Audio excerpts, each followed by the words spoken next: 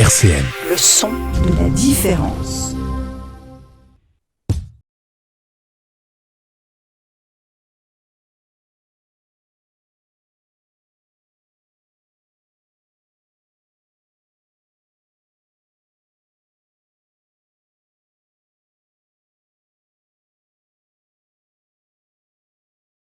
Le micro déconfiné. Ce bruit strident de semelles qui embrasse le parquet. Le ballon lui aussi étreint le sol et ses rebonds rythment les battements de cœur des supporters. Quelques effluves de sueur viennent se mêler à une autre odeur, et pas n'importe laquelle, celle de la gagne, humble dans la victoire, serein dans la défaite. Michael Jordan disait « Je peux accepter l'échec.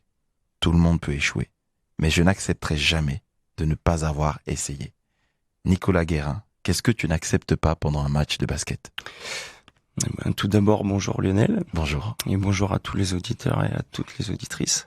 Qu'est-ce que je n'accepte pas dans un match de basket ? Les gens qui abandonnent. Quelqu'un qui abandonnerait, que ça soit un entraîneur, que ça soit un joueur, quelqu'un qui lâche prise, qui abandonne et qui baisserait les bras, même dans une situation complexe. Ça me pose un vrai problème. C'était déjà arrivé de devoir reprendre un joueur qui lâchait un peu l'affaire. Tout à fait, ouais, ça arrive très régulièrement. La gestion de l'échec pour un sportif de haut niveau ou pas, quel qu'il soit, c'est toujours assez problématique. Et c'est relativement fréquent et c'est quelque chose qui m'agace un petit peu, ouais. Et quand t'es agacé, comment tu réagis ? Oh, je te laisse imaginer. Un petit volcan. Quel genre de coach tu es ? C'est une excellente question. Je dirais entier, c'est ce que j'aime bien comme définition. J'essaie d'être relativement proche de mes joueurs, de mon groupe, mais je suis relativement autoritaire et très très exigeant. En particulier sur ces aspects-là, l'aspect mental et l'aspect combativité, quoi. Dans le vestiaire, avant le match, qu'est-ce que tu leur dis à tes gars ? Je décompose toujours en 3 moments. Premièrement, ce que nous on a à faire. Vraiment des rappels sur ce qui est important pour nous pour gagner ce match-là. Pas changer les habitudes de travail.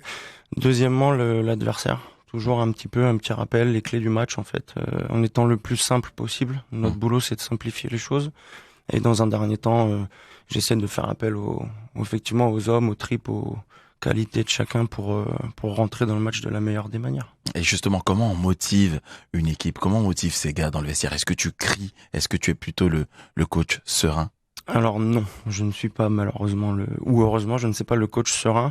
Mais la clé c'est de savoir comment tel ou tel joueur réagit à telle ou telle situation dans ton groupe, puisque j'apprends rien à personne, chaque être humain est différent, chaque personne se manage différemment et chaque athlète, bien évidemment, va répondre à une situation d'une manière qui lui est propre. Donc l'idée, c'est d'avoir un discours assez fédérateur qui touche tout le monde. Pas forcément tout le temps, mais que quelqu'un se sente piqué, concerné à un moment donné dans le speech. Et après, faut le faire en lien avec sa personnalité, quoi. Quelqu'un de très calme qui hurlerait ça me paraît très faux. Moi, je suis pas calme, donc effectivement, il y a toujours un moment donné où on est dans l'encouragement vif, quoi, je dirais. Et d'où te vient cette grinta ? Raconte-nous un peu ton parcours, Nicolas. Alors mon parcours est assez complexe, mais je sais que aujourd'hui, à 30 ans, avec un peu de maturité et d'expérience dans ce milieu-là, je peux vous dire que mon coaching et la manière dont j'entraîne et je manage, c'est intimement lié à qui je suis. Et que voilà, il faut pas combattre qui on est, il faut juste connaître les choses qu'on fait bien, les choses qu'on fait moins bien, et essayer d'en faire des forces pour fédérer au maximum. Donc mon parcours, il est relativement simple. Je me suis lancé très tôt dans l'encadrement à 18 ans, moi, en tant que bénévole. Et je suis arrivé au SLUC Nancy une première fois en 2012 pour passer mon BPGEPS, qui est le premier niveau du diplôme d'État, que j'ai obtenu en 2014. J'ai enchaîné tout de suite à Chalon-sur-Saône au sein d'un autre club professionnel qui est l'Élan Chalon, où je m'occupais d'une équipe féminine, mais où j'ai aussi pu passer le DEGEPS, qui est le deuxième niveau de diplôme d'État. Et je suis de retour à Nancy en tant qu'entraîneur du centre de formation depuis 2 ans aujourd'hui.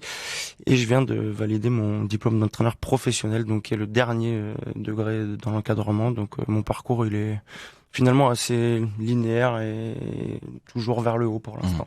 Alors, félicitations. Merci déjà beaucoup. pour ce niveau diplôme. Hein, tu viens tout juste de l'avoir. C'est une exclue là sur RCN. Donc là, ton parcours prend une autre dimension. À quoi tu t'attends ? On m'a toujours dit que c'était pas bon de faire des plans de carrière dans ce milieu-là, mais effectivement, maintenant que je peux entraîner, encadrer ou intervenir sur toutes les équipes professionnelles d'Europe à court terme, l'idée c'est d'arriver dans le milieu professionnel en tant qu'adjoint dans un premier temps sans doute. Voilà, en France ou à l'étranger, j'ai pas de préférence. Alors, avant d'être coach, quel joueur étais-tu? Un joueur médiocre, modeste, allez, je dirais. J'ai côtoyé très brièvement le niveau national 3, qui est le petit niveau national. J'ai essentiellement joué en pré-national et en championnat régional. Mais j'ai toujours eu une affinité pour l'entraînement, pour le coaching, pour l'accompagnement, pour le management aussi, du coup. Et je me suis très très vite dirigé vers l'entraînement. À 21 ans, c'était mon métier déjà. Donc la carrière de joueur, entre guillemets, avec des grands guillemets, elle était déjà très secondaire. Alors, tu es un jeune entraîneur, mais expérimenté, hein? Alors, je dirais plus. Alors, c'est effectivement ce que souvent me disent les journalistes. Dans un premier temps, j'accepte ça. Je dirais plus que je suis un jeune homme, mais avec un peu d'expérience. Effectivement, ça fait 12 ans aujourd'hui que j'entraîne. 8 ans en championnat de France aujourd'hui. Donc, oui, je suis un jeune entraîneur expérimenté. C'est une jolie définition. Alors, qu'est-ce que tu retiens de ces années en tant que joueur, même si c'était en N3, et est-ce que justement ces années-là ont construit le coach que tu es aujourd'hui? Oui, mais à l'inverse en fait. Elles ont comment t'expliquer ça? J'ai jamais eu la chance d'avoir d'entraîneurs dont c'était le job. J'ai toujours eu des entraîneurs incroyables pour qui j'ai un profond respect. Sans les bénévoles aujourd'hui, sans les entraîneurs de petits, moi j'ai pas de travail, donc il faut aussi qu'on le dise. Et je salue le travail de tous ces gens-là. J'ai jamais eu d'entraîneur professionnel entre guillemets. Donc ça m'a surtout servi en tant que joueur très moyen de me dire j'ai pas aujourd'hui les compétences ni dans les démonstrations ni dans la technique pour voilà, donc ça m'a nourri pour me dire je veux vraiment devenir quelqu'un de très précis, de très exigeant. Donc je suis parti de mes défaillances à moi pour devenir quelqu'un de très pointilleux, j'espère. Voilà. Et qui t'influence dans le coaching, dans tous les entraîneurs qu'on voit? Peut-être à la NBA ou en Pro A? Alors moins la NBA, je vous cache pas que je regarde beaucoup moins parce qu'aujourd'hui je suis quand même un observateur averti, pour pas dire presque expert des divisions professionnelles en France. J'aime beaucoup le basket espagnol et je regarde beaucoup d'Euroleague, donc je m'inspire beaucoup de Monsieur Messina qui coach le Milan, qui était en demi-finale de l'Euroleague là, et Xavi Pascual qui est un entraîneur espagnol que j'aime beaucoup. Je regarde beaucoup de colloques, je regarde beaucoup sa manière de travailler techniquement, et je suis un grand fan du basket espagnol. Un basket un petit peu comme le foot, ça se ressemble, c'est incroyable. Très technique, beaucoup de relance, beaucoup de vitesse, ça se projette très vite vers l'avant. J'adore ce basket. Voilà. Alors, qu'est-ce que tu aimes chez ces entraîneurs-là, chez Messina, etc. Bah, tu l'as dit toi-même, la grinta. Et aussi, tu prends ce qui te fait défaut chez ces mecs-là, c'est le calme.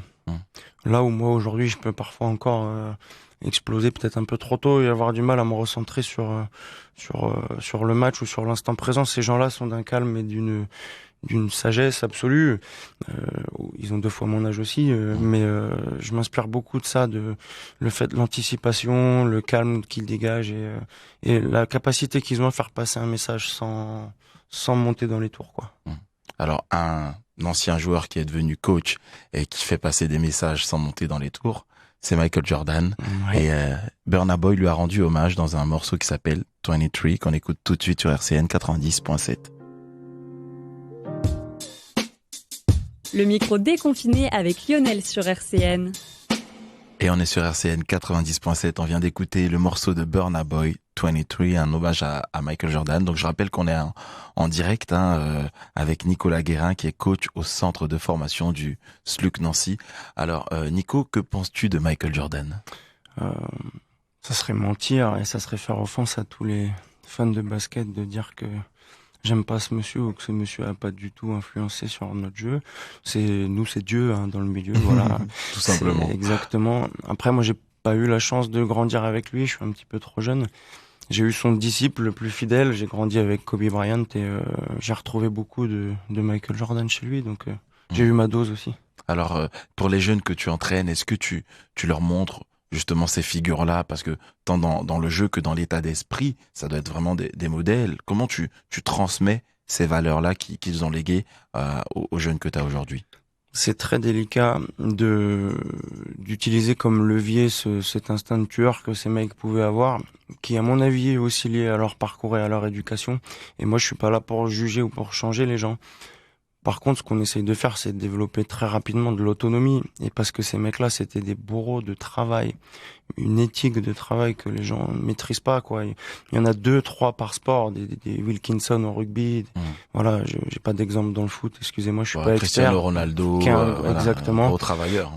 Et donc, ce qu'on essaie de leur faire comprendre, c'est que juste le travail, quoi. Nous, on guide, on donne des clés, mais on n'ouvre pas les portes, voilà, tout simplement.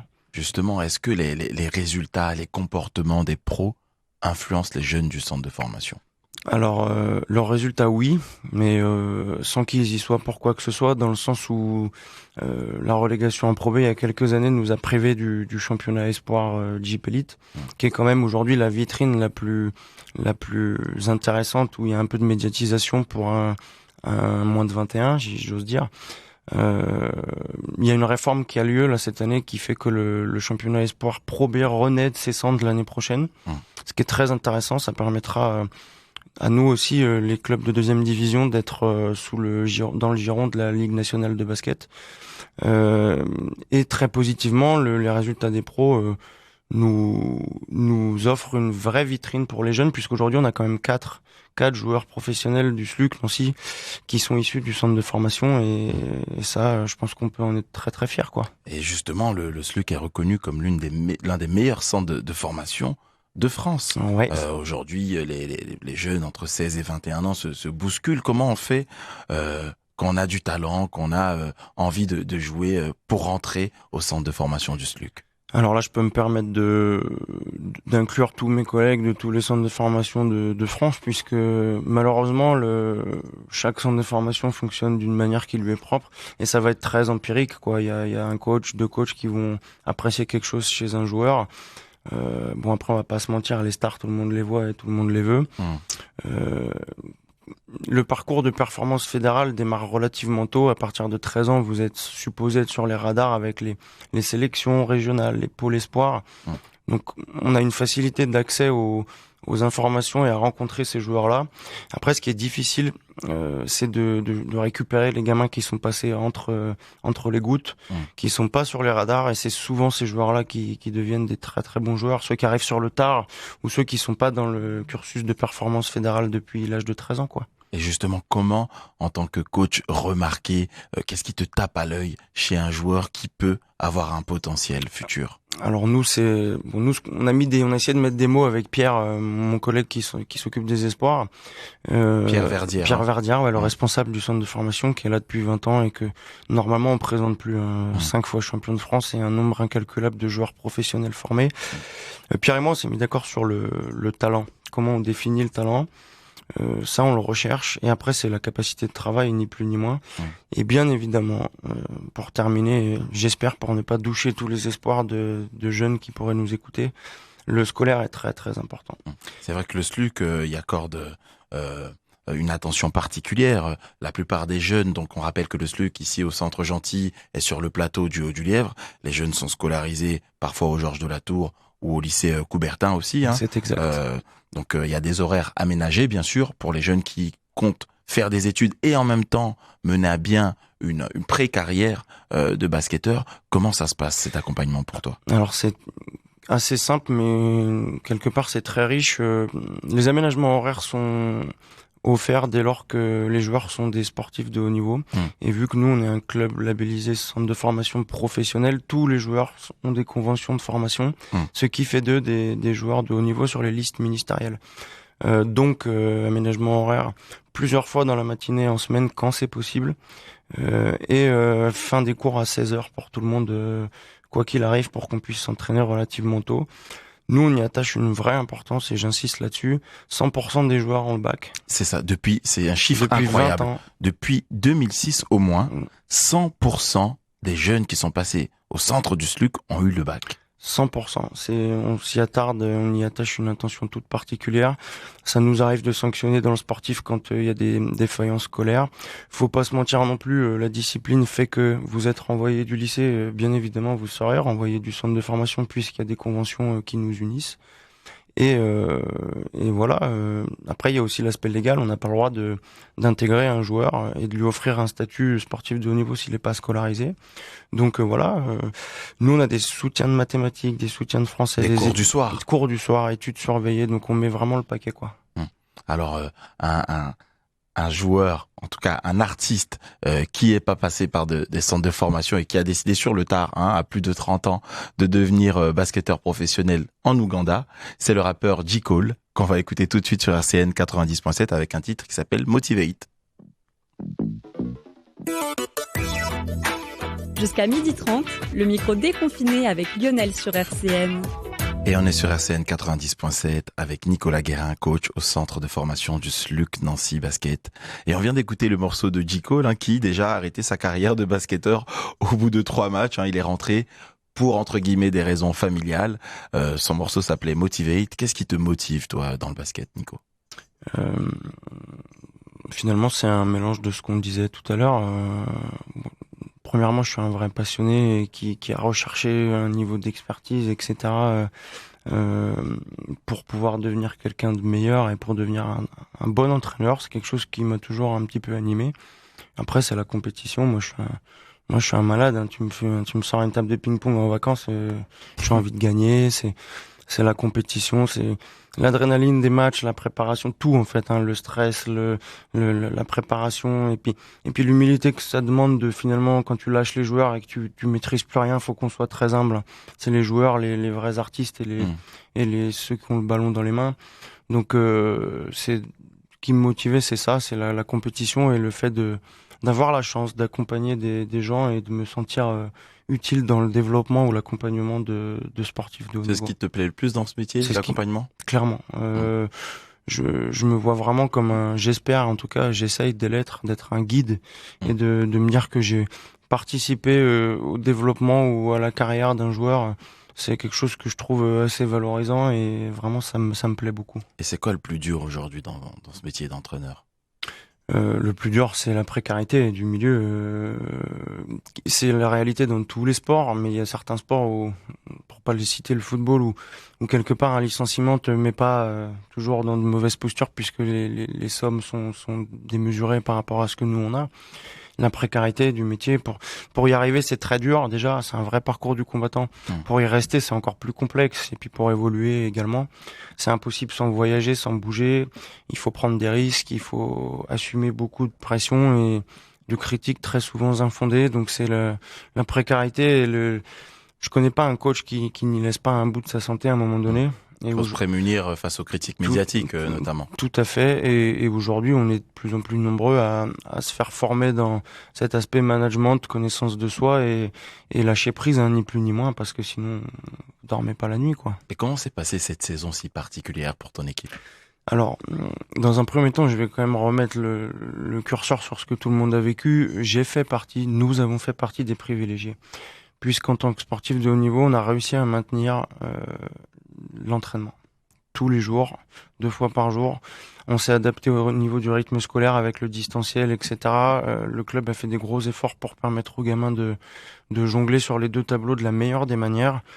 Après, je vais pas vous mentir, ça a été bien de s'entraîner, d'être les seuls à s'entraîner de octobre à janvier, je dirais. Et après, je vous apprends rien.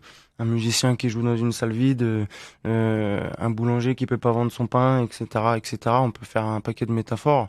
Ne pas jouer, ça a été un vrai frein pour la motivation des joueurs. Justement, comment motiver ces troupes quand on n'a pas d'échéance, on ne voit pas d'horizon? Comment dire à ces joueurs, allez, on s'entraîne dur, sachant qu'on ne sait pas quand est-ce qu'on va jouer? Et pour pas te mentir, ça a été la plus grosse difficulté à laquelle on a fait face et à laquelle on fait encore face, même si on arrive au bout. C'est tous aussi des compétiteurs, c'est tous des mecs qui aiment le jeu, c'est tous des mecs qui veulent gagner. Et quand tu leur enlèves ça, tu leur enlèves ce plaisir de travail toute la semaine et tu nous enlèves à nous l'évaluation au final. Puisque jouer toujours contre les mêmes joueurs, etc., bien qu'on ait fait plein d'efforts, nous, dans notre approche avec Pierre, on va changer la manière d'entraîner, il n'y a plus d'échéance, on a essayé diverses choses. Ça a marché 15 jours et puis après... Même quand tu les sors de la routine, ils sont pas dupes non plus, ils savent qu'ils jouent pas le samedi. Il va avoir dû laisser aller. Et à quoi tu remarques qu'un joueur lâche? Les habitudes d'entraînement. Les mecs qui viennent plus avant à la salle, qui finalement respectent leur engagement en venant à l'entraînement, mais qui sont plus là un quart d'heure avant à faire un concours, à rigoler, à toucher le ballon, à débriefer d'une situation de match. La vidéo nous manque cruellement, les retours vidéo qu'on peut faire individuellement, c'est... finalement, il y a pas une fracture nette qui s'opère, mais au quotidien, on s'en aperçoit très très rapidement. Et pour terminer cette émission, est-ce que tu aurais un mot, une bouteille à la mer, un conseil à donner à un jeune qui nous écoute et qui aimerait devenir professionnel dans le basket aujourd'hui? Bien sûr. Alors la première chose, c'est qu'il faut pas abandonner à la premier échec. Peu importe l'échelle de cet échec, chacun gère les échecs différemment, chacun souhaite faire une priorité ou pas de certaines choses ou de certaines épreuves de sa vie. La résilience est une compétence nécessaire aujourd'hui pour être un sportif de haut niveau. La résilience, elle se définit très simplement selon moi. C'est juste la capacité à remonter sur le vélo une fois qu'on y est tombé. Donc c'est je tombe mais je me relève ni plus ni moins. Et donc c'est de pas abandonner au premier échec. C'est de travailler et c'est d'écouter attentivement les coachs.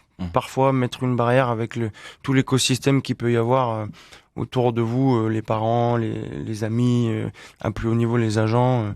Je pense que dans un premier temps, il faut vraiment écouter les entraîneurs, suivre les pistes de travail et puis travailler dur, quoi, rien de nouveau. Alors merci beaucoup Nico. Donc je rappelle que tu es coach au centre de formation de SLUC. On te souhaite une bonne saison pour septembre, une bonne préparation de la future saison. Et un joueur qui n'a rien lâché, c'est Serge Ibaka. Il a rien lâché, il s'est même reconverti dans la musique aujourd'hui. On va écouter le morceau qu'il a fait avec Taïk qui s'appelle Lego. Merci de nous avoir écoutés sur RCN 90.7. RCN, www.rcn-radio.org